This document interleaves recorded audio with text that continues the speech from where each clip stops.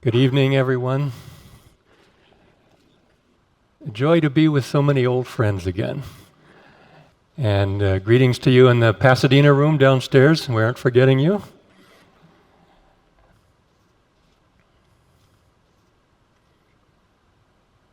You know that this class tonight is by request.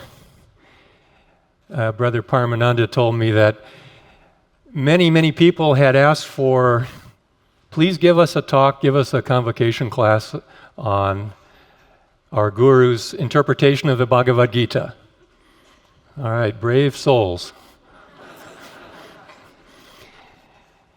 I always like to start with a thought from our Guru. Paramahansaji said this: you can overcome delusion if you tune in with the thought of God and hit the nail of delusion with the hammer of right thoughts of truth. So I think of his interpretation of the Gita as a sledgehammer. Sledgehammer of divine truth. And you know, I think probably all of you will agree that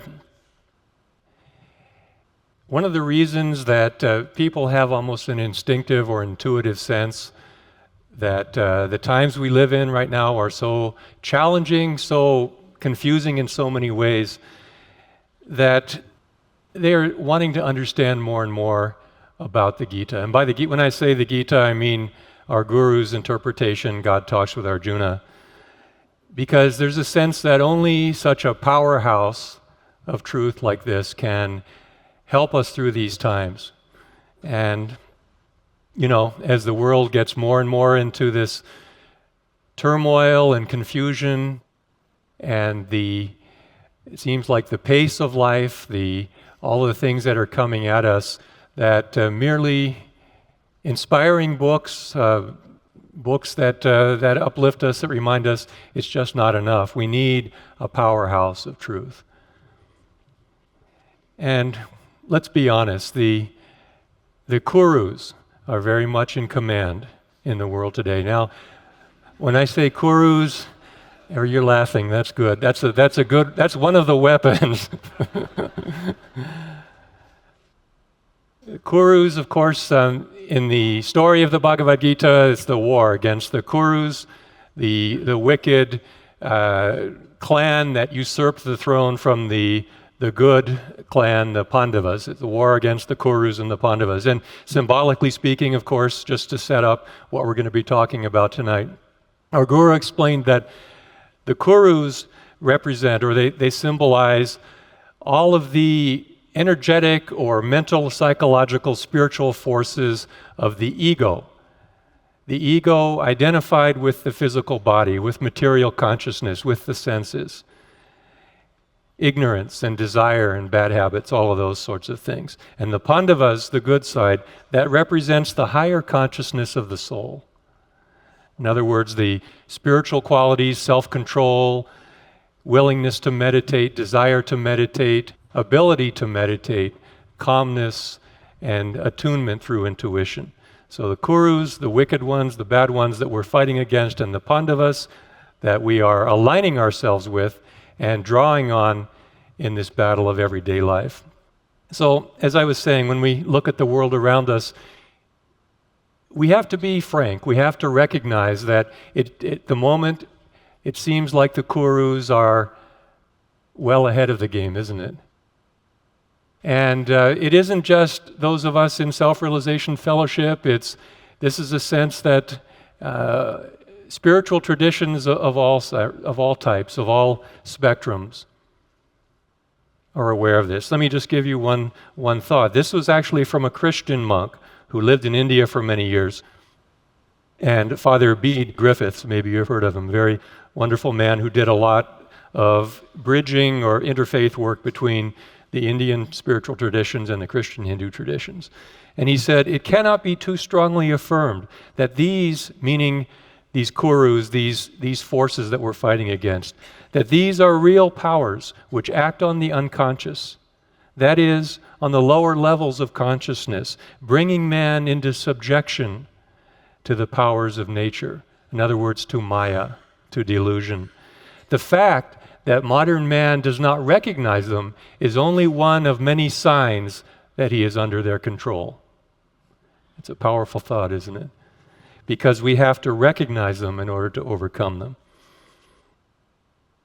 All right, now don't get too discouraged. I'm not going to spend the entire class dwelling on this. In fact, we're just setting the stage, because actually this is a very encouraging time if we understand it properly. And our guru talked about this. He said, there's these great cycles of time, great cycles of history, that the eternal wheel of time first goes down, then the cycle goes up, then down, and then up. And he said, now, despite all appearances to the contrary, we are actually in that ascending phase, in the beginning of that ascending phase. Things are going to get better. Things are going to get more spiritual. And the Bhagavad Gita, from thousands of years ago, has a most powerful, most beautiful answer to times such as this. The Lord, speaking through Krishna, says, whenever virtue declines and vice predominates, I incarnate as an avatar. In visible form, I appear from age to age to protect the virtuous. That means you, all of us. To protect the virtuous and to destroy evil doing in order to establish righteousness. It's a powerful thought. And our guru took his hammer of truth and hit the nail of delusion on the head. He publicly said in 1948, he said, no matter how dark, listen to this, these are so encouraging, these words. He says, no matter how dark you think the picture is, do not be too discouraged. I make one prediction now, he said. The world is not going down to destruction. So don't be frightened. Believe in your Father. He will protect you if you remember His ideals. If you keep faith in Him, we are moving upward. And then just a little bit before that, he said something else that ties in with this, which is, again, so encouraging, so something we can really hold on to. He said, trust those who manifest God's light. That light is my guide. That light is my love. That light is my wisdom. And He tells me how His virtue is winning and shall ever win. So don't be too afraid of what's going on. Understand it. There's these cosmic forces that are pushing our world into a higher age. That's all that's going on. And for a few generations, there's this turmoil, there's this resistance by all of those entrenched mindsets in religion, in society, in culture. But it's nothing more than that. And all of these, especially in religion, the old Kali Yuga, the dark age that we're leaving behind, now moving up into the Dwapara Yuga, the higher age, the electrical age, higher spiritual age. That those old Kali Yuga concepts of religion, practice of religion, all of that has to be left behind as well, left aside, as we moved into the higher age. And the problem is, one problem anyways, is that people tend to throw the baby out with the bathwater. You know what I mean? Is that in the name of breaking free of all of the wrong concepts of religion, they throw everything out, morals, ethical standards, all of the standards of right action and purity and behavior. All of it gets discarded because there's so much wrong with the lower age expression of religion. But don't throw out the baby with the bathwater. And because of that, there's this tremendous confusion right now that our world is in. People say, how do we live? How should we live? How should we raise our children? There was a professor who, and this was in an article in our magazine some years ago, and I loved the way he put it. He said, in these times, we need access to some source of inexhaustible security to get our bearings in this confusing world and to face the storms we will certainly sail into when we decide to go against the conditioning of our times. Have you experienced that? When you decide to go against the conditioning of our times? And, all of you are really, you're on the front lines. And I have to just pause here and say that if you could only know how much those of us in Guruji's ashrams, how much we admire and respect what you are doing with your lives. In the face of this conditioning, in the face of all of the turmoil, it's tough. And you're making a stand. You're saying, I will meditate. I will align my life, attune my life with those spiritual truths, those higher truths. So this professor went on, he said, our culture's lack of a recent tradition of meditation and related disciplines, and meditation is nothing if not a discipline, is therefore critical. Reliable experience and information about how to deepen our interior lives has become, though we do not quite realize it yet, one of the most vital resources of our time. And that's what gets me so enthusiastic, so excited, as I know it does you, about the SRF teachings. Because what Guruji has brought to us in these techniques and teachings is really a model of what spirituality will look like after the world makes this transition into that higher age. In other words, we can live in that higher age now by modeling our lives, by molding our lives after what Guruji has taught. Just some examples of what his teachings give to us right now, and that we can expect to see, as the whole world completes that transition into the higher age. One of them, morality, but without guilt. Isn't it? That's what our Guru enables us to have by right understanding. Faith and truth, but without dogma. Tradition, but without blindness and inflexibility. Loyalty, but not with exclusiveness. A scientific understanding without throwing out religion. Material prosperity, but without materialism. And universality without being afraid to commit steadfastly to one path. And last but not least, he makes the whole process a lot of fun. Normally we don't give advice to people on what spiritual path they should follow, but I always have no hesitation in saying, stay away from any spiritual path that doesn't enable you to develop a highly refined sense of humor. All right, getting into the Gita, Paramahansaji wrote this, summarizing in one sense. He said, a grasping for ever more money, a plunging deeper into more prolonged work with attachment or blindness will produce misery. Yet mere outward renunciation of material things, if one still harbors an inner attachment to them, leads only to hypocrisy and delusion. To avoid the pitfalls of the two extremes, renunciation of the world or drowning in material life, man should so train his mind by constant meditation that he can perform the necessary, dutiful actions of his daily life and still maintain the consciousness of God within. Krishna's message in the Bhagavad Gita is the perfect answer for the modern age and any age, that yoga of dutiful action, of non-attachment, and of meditation for God realization. Meditation plus right activity. That's the message of the Gita. And in the classes that have already been given over the last few days, meditation has been covered very, very beautifully. But what about right action? What about right activity? How do we get an understanding, a handle on that?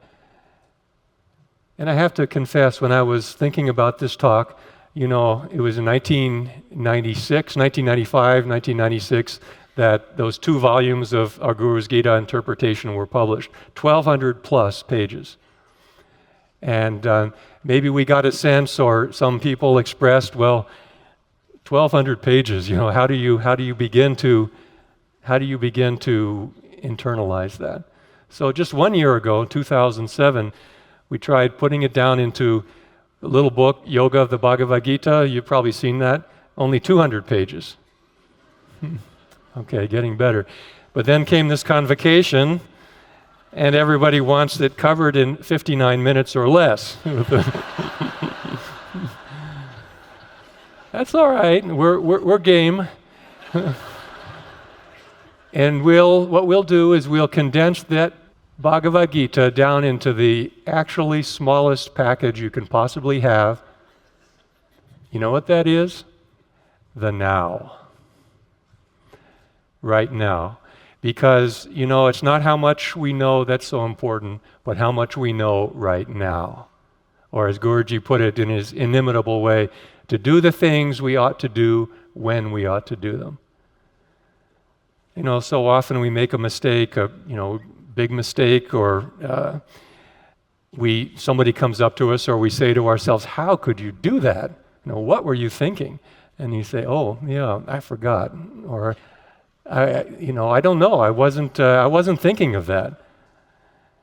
It's not. We know all of these things, but how to bring them into the present moment is a completely different proposition, isn't it? And the Gita explains that. The Gita says, "At birth, O Arjuna, all beings are immersed in delusion." At birth. You know what that means?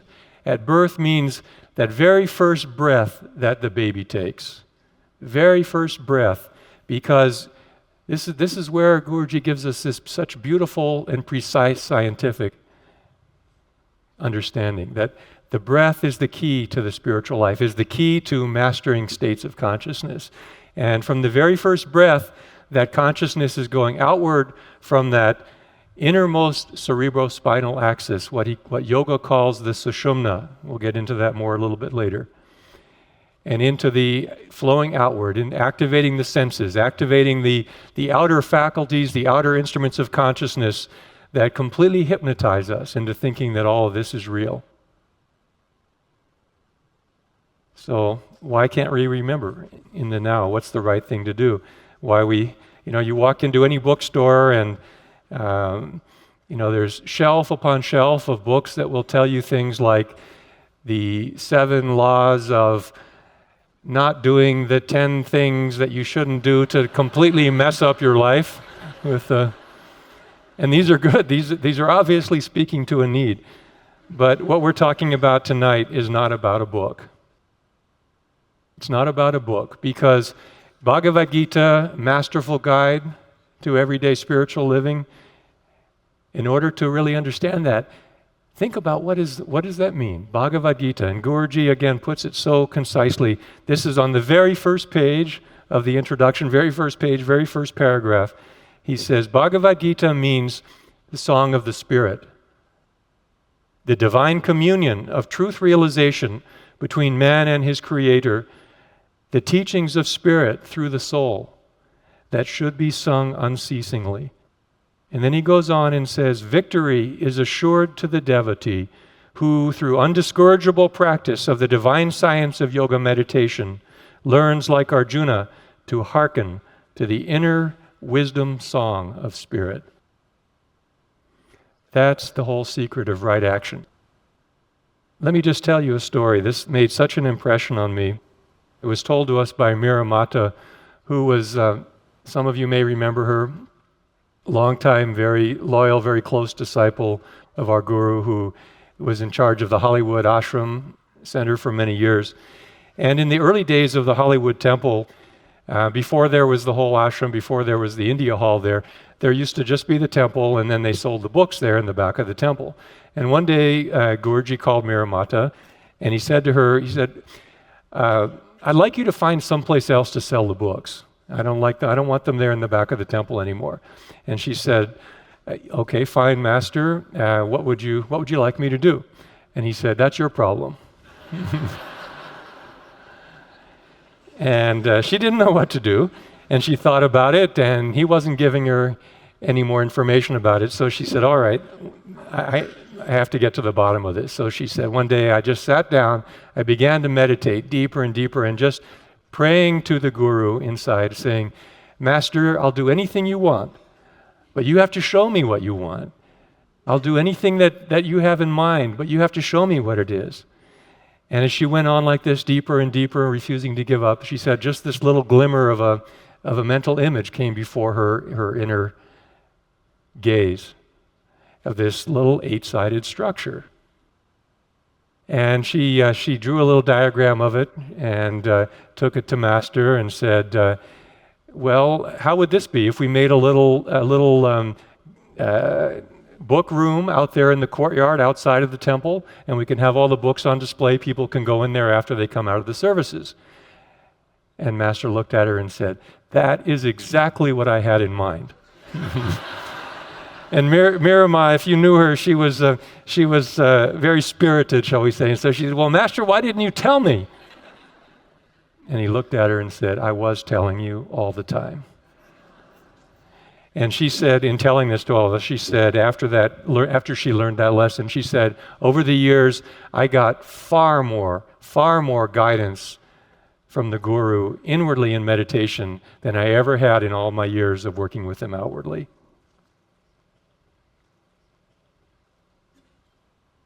When I was in India last year, somebody asked me, what is your favorite verse from the Bhagavad Gita? And I thought about it, and I realized that actually there were two that always come back over the years, would come back into my mind at different times. And one of them is exactly what Miramata was expressing here, because it's in the very beginning of the story when Arjuna has looked around at the battlefield. He knows what he has to do, but he can't bring himself to do it. He's so confused. He's so distraught at the thought of engaging in the battle. And he turns to Krishna, his guru, and says, with a mind in bewilderment about duty, I implore thee to advise me what is the best path for me to follow. I am thy disciple. Teach me whose refuge is in thee. I am thy disciple. Teach me whose refuge is in thee. So in the very beginning of the Bhagavad Gita, one of the most powerful weapons, one of the most powerful helps that we can get is ask for help. Ask for help. And the second one that in thinking about that have meant so much to me personally over the years is almost an answer to that question when Arjuna says, teach me whose refuge is in thee. And then later, actually 9 chapters later, and Krishna gives this. He says, on me fix thy mind, be thou my devotee, with ceaseless worship bow reverently before me. Having thus united thyself to me as thy highest goal, thou shalt be mine own. On me fix thy mind. You know, in talking about guidance for everyday living, how many times we've read and heard our beloved President Sri Dayamata tell the stories of how when she would go to our Guru, you know, with all the responsibilities that he gave her, all the projects and all the things that he put on her shoulders, and she would go to him with problems or questions and say, well, how do I do this? And what should I do about that? And again, his answer was, just keep your mind here. Just keep your mind on God. Just keep your mind here at the Christ Center. What was he training her? You know, again, this is almost the entire battle that the Gita is describing is between the lower mind and the higher mind. Keep your mind here means keep your mind on God, means learn to operate from that higher mind. The Gita talks about it in terms of there's the lower mind. We have to just get this concept clear. The lower mind called manas, which is the mind working through the senses. That's the mind of the ego. That's the kurus. That's that outward going mind that tells us that material creation is real and that I want this and I should want that, keeping us completely involved in the drama. But there's a second mind, the higher mind, that the Gita calls buddhi. It means the discriminative intellect, the discrimination in tune or open to that wisdom of the soul, that wisdom of spirit, that wisdom of God and Guru. And that's symbolized by the Pandavas, who had chosen Krishna to be on their side of the battle. And this is so beautiful aspect of understanding the Gita. And actually, we have to go back just a little bit before the Gita dialogue even begins. Even in the story of the Mahabharata that the Gita is a part of, it all began when war was becoming inevitable, and it was clear that the Kurus were not going to give up the kingdom that they had usurped, and that all of Krishna's negotiating and efforts to broker a compromise that wasn't going to work. So he let it be known that he wasn't going to favor one or over the other per se, but he was going to give them a choice. That one side could choose him alone, and he said, I will not fight, I will not raise weapons. And the other side could have the armies, could have all of Krishna's armies. There's hundreds of thousands that he said that were all equal to himself in the arts of war. And of course, Arjuna, the Pandava side, unhesitatingly chose Krishna, and that was the basis for the entire victory. Was starting off by saying, "I choose you," and then let come what may. Our guru exemplified this so beautifully in his own life. You know, so many of the things that he went through, that the way he lived his life, the things that he had to confront. They're just, each one of them is a lesson, is a scripture almost for us, his whole life, of how to deal with life on this plane of delusion and how to live victoriously. And he said this about this, because he had, you know, his whole life, if it was marked by, if nothing else, it was marked by this complete and utter surrender, complete and utter dedication to God. And he said this, you know, speaking even as someone who was completely liberated, who had that cosmic consciousness, and he said, I don't claim in this mortal consciousness, in this mortal body, this mortal role that I'm playing, I don't claim to be perfect. And I don't say I never make a mistake.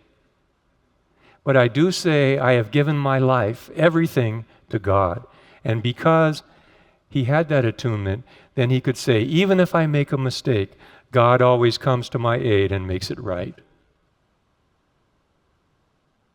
It's a very powerful statement, isn't it? We don't need to demand of ourselves that we never stumble, that we never make a mistake. But if our lives are constantly being brought back to that goal, brought back to that yearning, brought back to that desire, then he comes to our aid and he makes it right.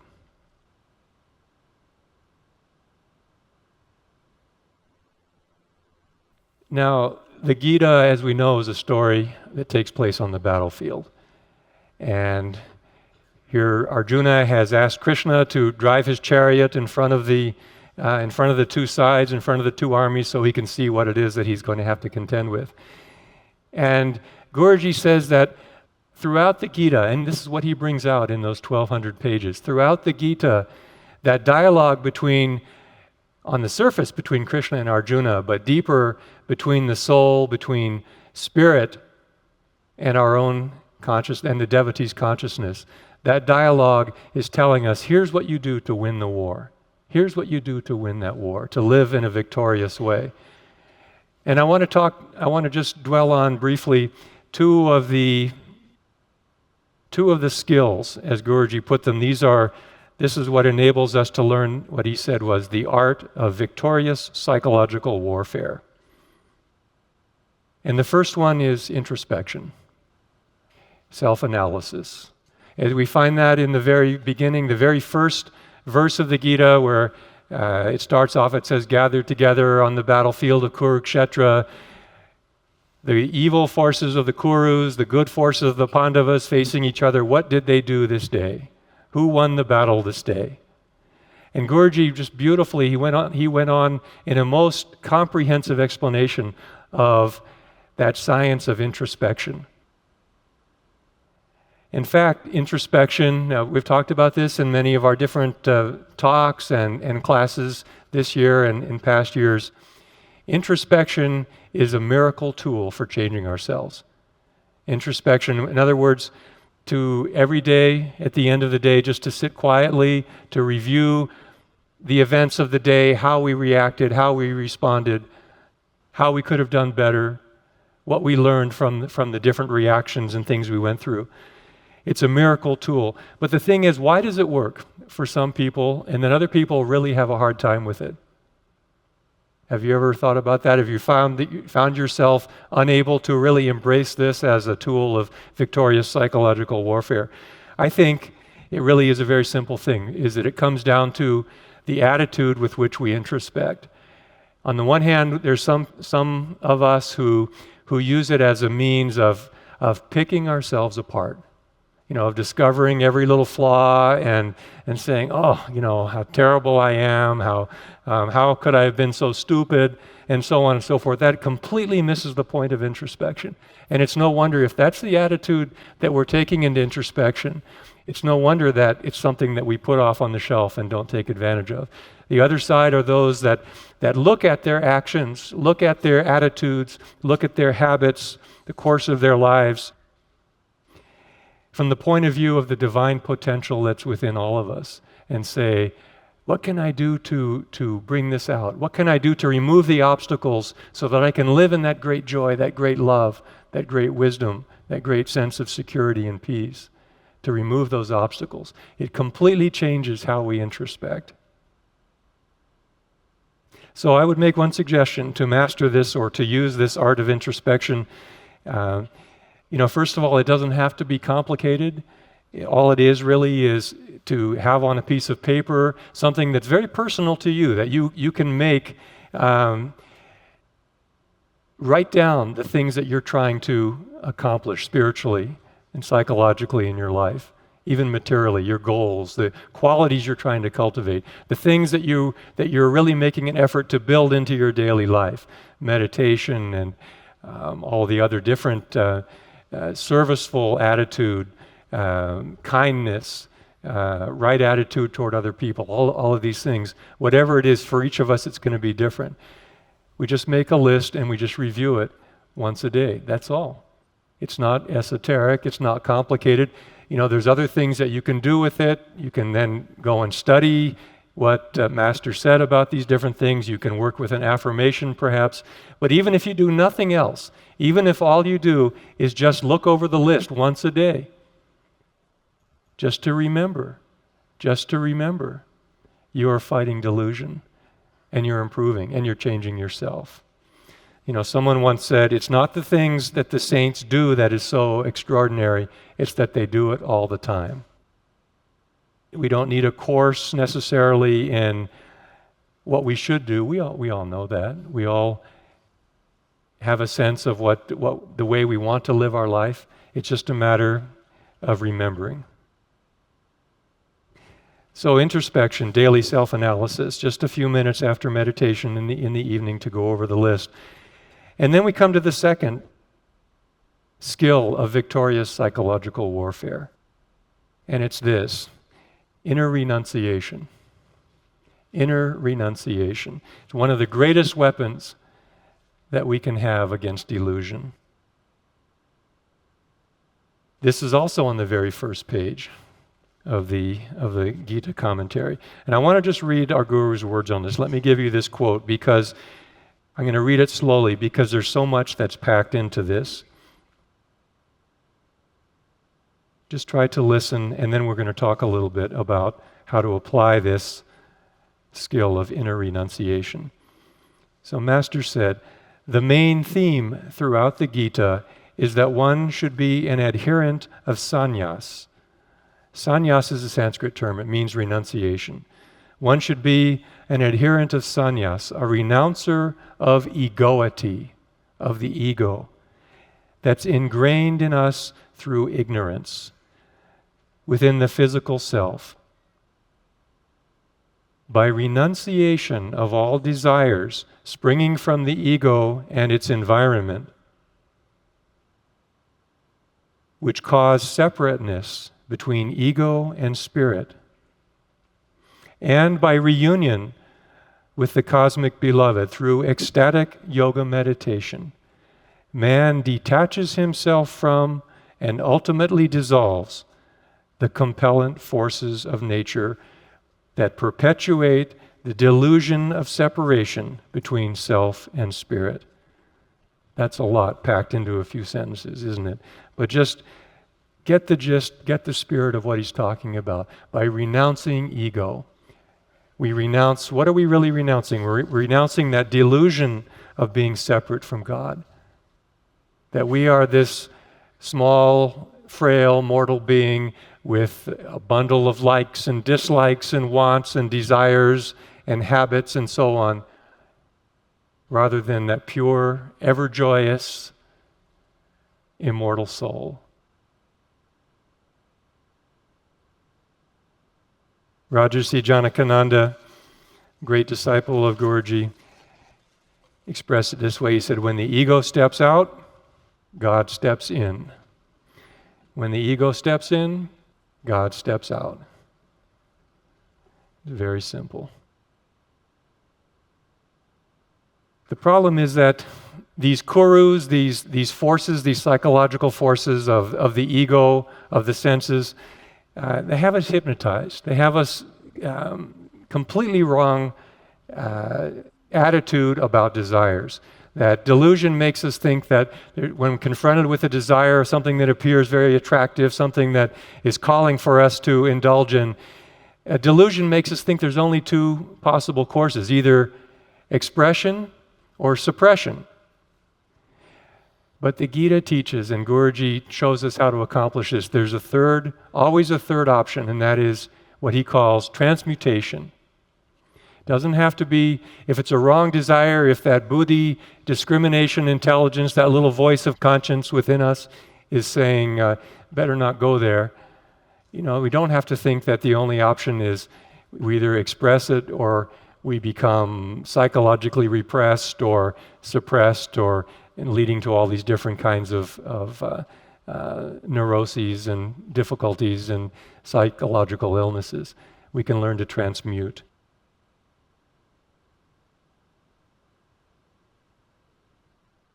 Now there's a science, there's an art, there's a learning process, you might say, that we can use to learn how to use this most excellent art of transmutation. And there's two aspects of it.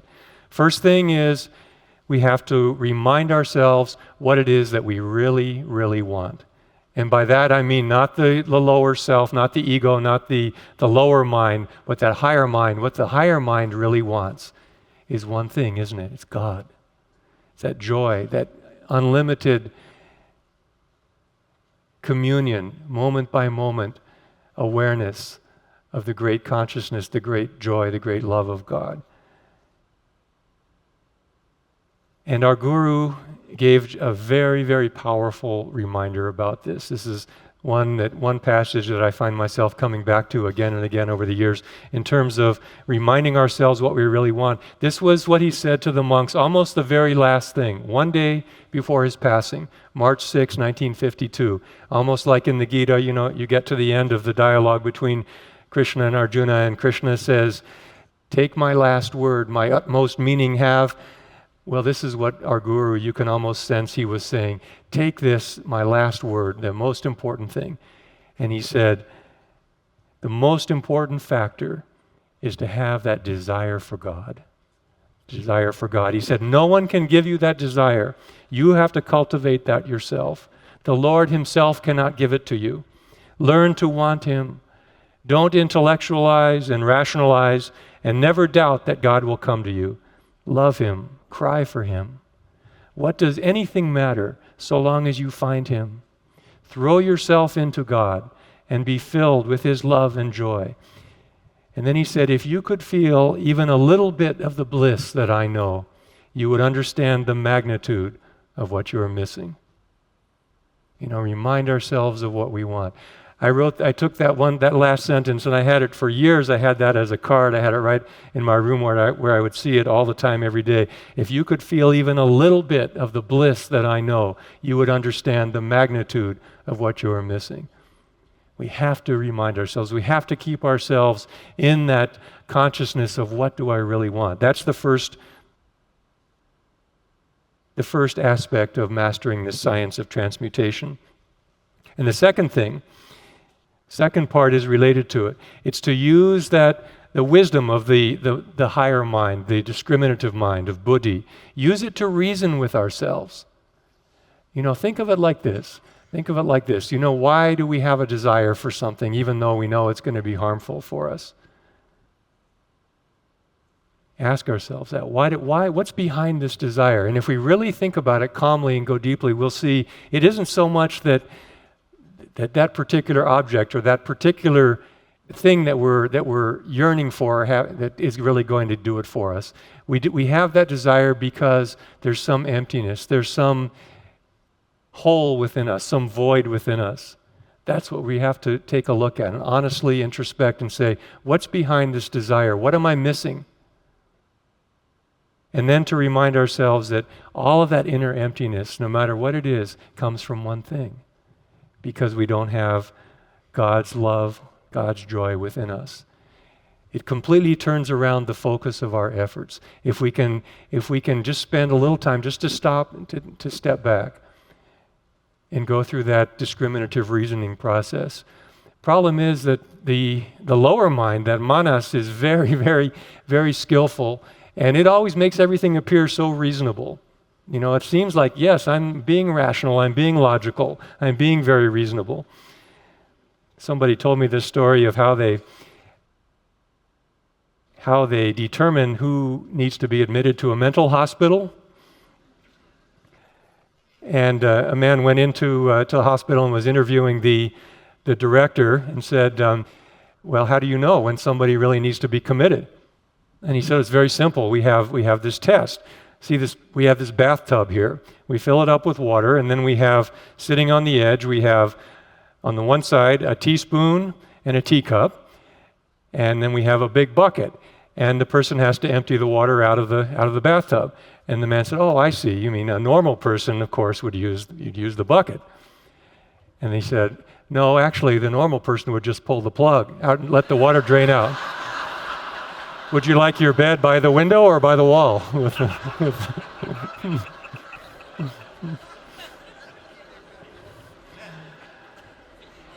You know, Guruji made us all laugh like that we're in this mental hospital of delusion, and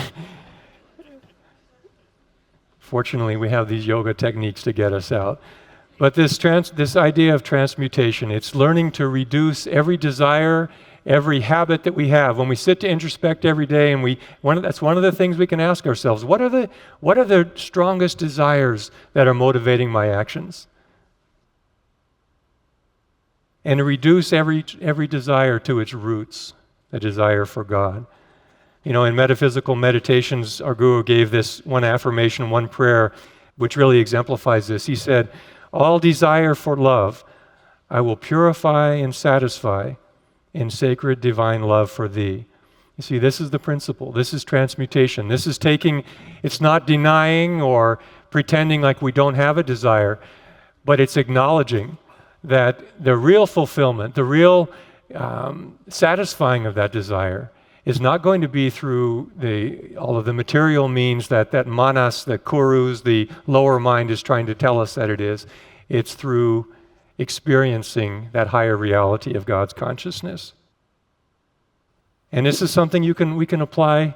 You know, this is a tool that I would venture to say that all of us in Guruji's ashrams have learned this in one way or another as a survival skill over the years, that you can take this and apply this to any desire. So whether he gives that all desire for love I will purify and satisfy can be for anything. All desire for, fill in the blank, I will transmute into, and then you fill in the blank, of some higher quality that I want to experience. I want to commune. I want to feel that higher joy in my life. And it's not a negative thing. It's not something that's, renunciation has such a connotation of denial or something that we're depriving ourselves of. And this is where the Gita is so beautiful, and where Guruji explains it. Yes, if you think of it that way, then you are going to feel deprived. But if you think of it not as deprivation, not as renouncing or renunciation, but as transmutation, then you see it's an incredibly powerful tool. It's something you're taking the energy away from these harmful desires, away from the outward going material consciousness. But then you don't stop there. You use that energy to fuel those desires for higher achievements, higher goals, spiritual goals. Master used to say, many people strive unsuccessfully for a material goal all their lives, failing to realize that if they had put forth 1/10 of that concentration into an effort to find God, then they could have had fulfillment not only of some, but of all their heart's desires. So introspection, and then taking the fruits of that introspection and applying this psychological tool of renunciation, transmutation of desires. And then we come to the last point, the last tool that the Gita is really holding in front of us, offering to us in this war against illusion. And that is Kriya Yoga. Kriya Yoga is really what makes all of these other things that we've talked about, renunciation, knowing who we are, knowing what we really want. It's what really makes them all possible, and it gives us something that we can apply on a daily level to actually experience what the Gita is talking about. And we may ask ourselves, why should we look to a 3,000-year-old or many thousand-year-old book for guidance in what to do right now? And one of the things that Guruji does so beautifully, so inspiringly in the book is he explains to us how this is a science. It's a science from a higher age. And for all those thousands of years, humanity didn't even have the vocabulary, didn't even have the conceptual tools to really understand those deeper truths. Now that we're on the way back up, now because of the scientific understanding that in the language, one of the things that modern science has done is to give this understanding of the concepts. That Guruji used this throughout Autobiography of a Yogi, throughout the Gita, to explain these deeper truths that had been lost sight of. And one of them that I think he would get some mileage out of is Velcro. You know what Velcro is? It holds the two things together with those hooks and the loops, and you put them together and then it just sticks and you have to go to pull it apart. Well, I saw an article where this year, 2008, is the 50th anniversary of Velcro. And I thought, Guruji would really get some use out of this. Because isn't that exactly how the mind works? That there are these, on the one side, in our nervous system, there are these hooks.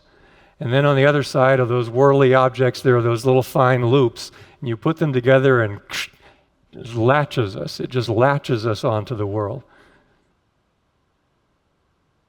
And it's a good analogy for the way the mind works, because what they've just been discovering over the last decade or so are this idea of that throughout the brain, not only the brain, but throughout the whole body, there are these neuroreceptors, these cells that they're actually just exactly like that one side of the Velcro. And the other side are these chemicals, the hormones or things that come from our environment, that the body releases, and it latches onto those neuroreceptor cells and completely governs how we feel, how we react, what we want even, what we think is logical. There's one of the neuroscientists who discovered this, had this to say about it. Someone asked her, is the brain in the driver's seat? We think, he says, well, I'm basically in control of my life. I choose what I want to do and I do it. And she said, absolutely not. Everything that we believe originates in the brain, especially emotions, actually begins in the body and moves up to the brain through these chemicals, these neurotransmitters, they call them, latching on and then telling the brain, this is what you want, this is what you're going to do, this is what you should do, this is what you want to do. That is science discovering the existence of the Kurus. And luckily, hopefully it won't be too much longer before they discover the other side that yoga discovered thousands of years ago, because that's just the physical side of it, the material side. Is that, we basically, in material consciousness, we are a puppet. We think that the brain is in control, and we don't realize to what degree that we're being, there's no other word, we're being manipulated. We're being manipulated. Very subtly, in a way that's not even visible until we turn within and get a look.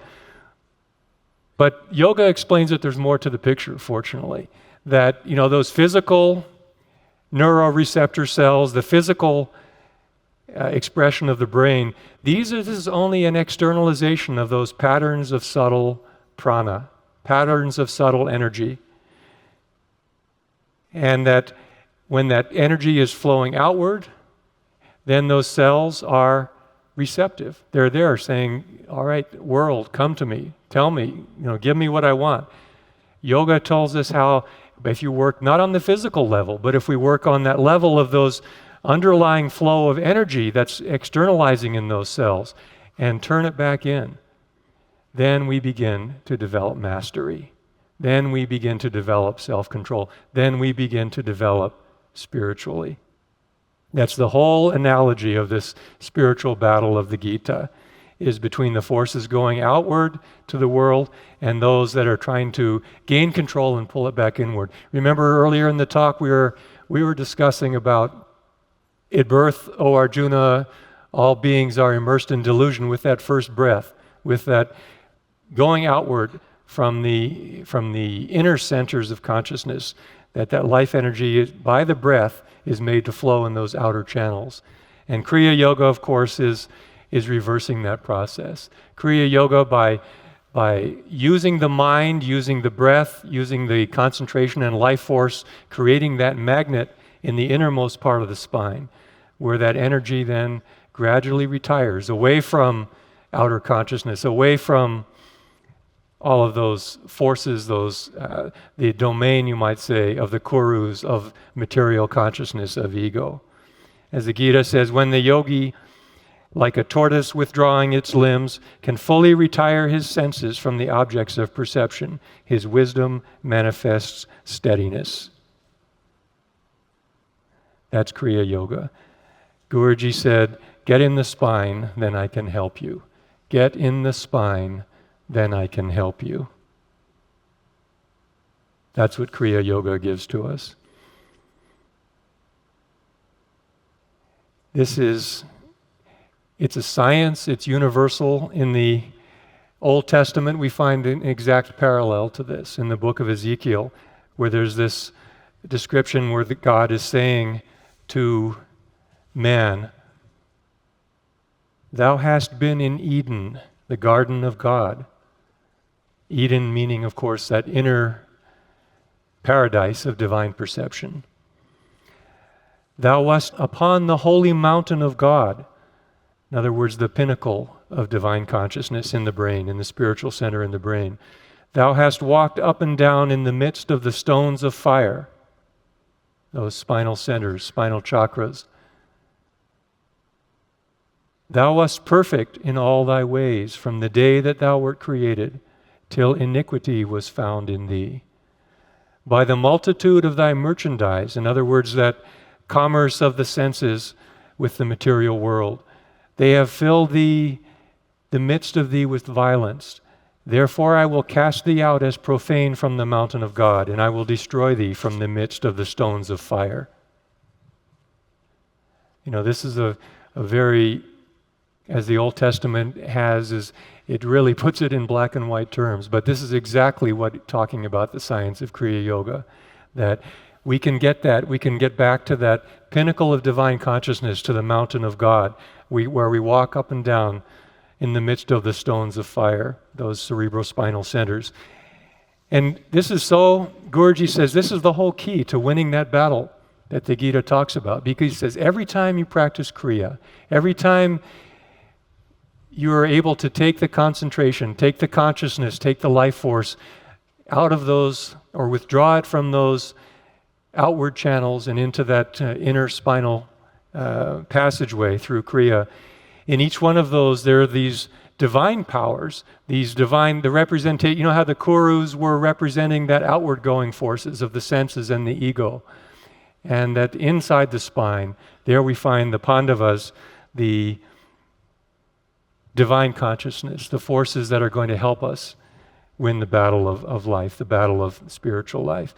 And he says, even the novice meditator quickly finds he is able to draw upon the spiritual power and consciousness of the inner world of the soul and spirit by practicing Kriya Yoga. The more adept he becomes, the greater the divine influence.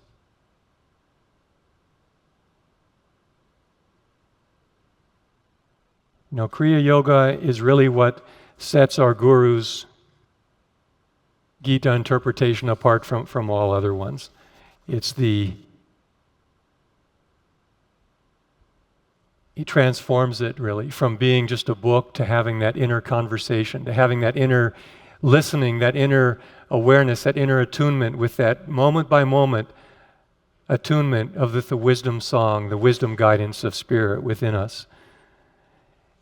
And that's why Kriya is so important, because I think as we've seen tonight, it doesn't take place, it can't take place on the level of the senses or the lower mind or the intellect. It has to take place on a level of higher consciousness. Because until we make that leap through meditation, through living the spiritual life, until we at least begin to try to put ourselves on that level of higher consciousness, we are really not able to hear that guiding voice of Spirit. But by applying the things that the Gita teaches us, in all those 1,200 pages, and then narrowing it down into what we can do in our daily lives, meditation, practicing that art of introspection and self-analysis, and then practicing this art of transmutation, and most of all, Kriya Yoga.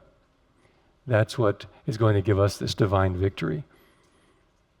And we think, well, is that all there is? That's all that's necessary? What about devotion? Yes, devotion is necessary, but as there was a very great sage once said, Kriya Yoga is the cry of the soul for reunion with God. Kriya Yoga is the cry of the soul for reunion with God. There's no higher devotion than that. And a devotee shared with me a story that I want to pass on to you just in closing. Because he had gone through a real dry period. He was worried that his spiritual life had completely stagnated, because he said, I feel no devotion. I feel no sense of connection. I feel no sense of enthusiasm. My spiritual life seems to have dried up. And he couldn't feel even the interest in searching for God. So one day he resolved, he said, I'm going to get to the bottom of this. I'm going to confront this. I'm going to do what I can to overcome it. And he decided to spend a whole day in silence, in meditation, deep practice with Kriya Yoga, again and again, for meditating for many hours, 108 Kriyas. And then he said, suddenly my spine came alive. My spine came alive. I could feel it sucking the energy in from the senses, from those outer instruments into the spine.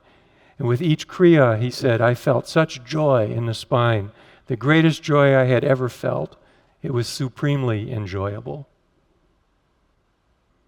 And then after he had finished practicing Kriya, he said he just sat there in the silence, enjoying that feeling of joy, enjoying that feeling of God's presence. And after a while, he began to talk to the Guru within, to ask questions. He said, Guruji, why was I feeling so dry? How can I feel a greater desire for God?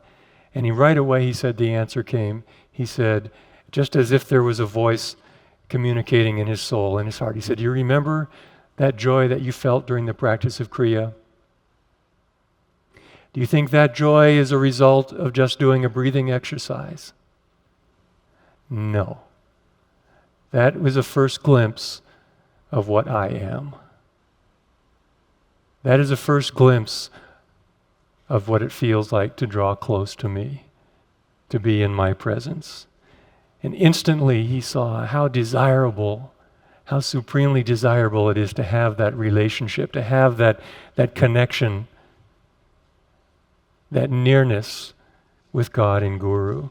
And that resolve, he said, from that day on, he resolved to draw closer to God and Guru by going in that meditation, by, just as Arjuna did, asking those questions, anything that we need, any problem that we're having, any difficulty or anything we need help with, taking those to God and Guru in meditation, having that living dynamic in the now, in the moment, dialogue between our soul and that divine one within us. That's how God becomes more real, becomes ultimately supremely real. So just to close with Guruji's words, summing it all up, he says, as God talked with Arjuna, so he will talk with you. As he lifted up the spirit and consciousness of Arjuna, so will he uplift you. As he granted Arjuna supreme spiritual vision, so will he confer enlightenment upon you.